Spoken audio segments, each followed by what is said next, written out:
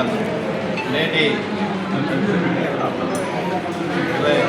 కల్వకుల లక్ష్మణ్ పిచ్చ గారు యొక్క జన్మదినాన్ని పురస్కరించుకొని విశేషమైనటువంటి మాజీ చైర్మన్ గారు మరి మా కుల పెద్దలు బంధువులు శ్రేయోభిలాష్ అందరికీ కూడా పేరు పేరున పద్మశాలి సంఘం పక్షాన నమస్మాజాలు తెలియజేస్తున్నాను. నాకు నేను చాలా సంతోషం.